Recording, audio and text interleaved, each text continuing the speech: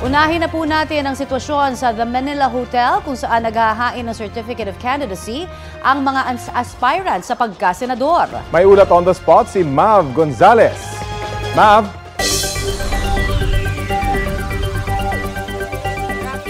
Pagbukas nga ng filing ng Certificate of Candidacy kaninang alas 8 ng umaga ay pila na kaagad yung mga maghahain ng kanilang certificates para sa pagkasenador at party list. Dito sa Manila Hotel sa Maynila, ihahain yung COC ng mga gustong tumakbo sa pagkasenador. Ang ihahain naman ng mga tatakbo para sa party list ay yung Certificate of Nomination and Certificate of Acceptance of Nomination. Sa mga lokal na tanggapan naman ng COMELEC, maghahain yung mga para sa lokal na posisyon. At kapag kongresista ng mga lungsod at bayan sa Metro Manila, sa COMELEC NCR office sa San Juan magfa-file ng COC. Sasalain ng COMELEC ang mga nag-file ng kanilang candidacy hanggang November 30 para maialis yung mga tinatawag na nuisance candidates.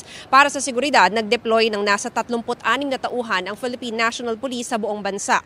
Sa labas naman ng The Manila Hotel, kanya-kanyang gimmick yung mga taga-suporta at kampo ng ilang aspirant.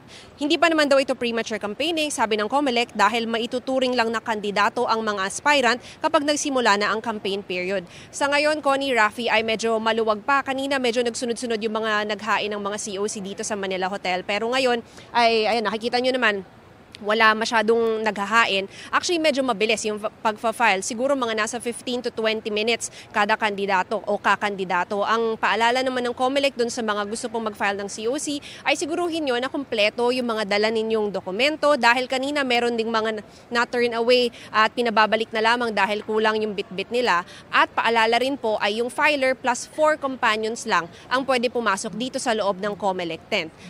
Ngayon, nag-iikot si COMELEC Chairman George Garcia para mag-inspection lang dito. Pero so far naman, smooth naman yung naging filing nung mga naunang naghain ngayon ngang araw ng October 1st. Hanggang October 8, tatagal itong paghahain ng mga COC, 8 to 5 a.m. Connie, Rafi? Maraming salamat, Mav Gonzales.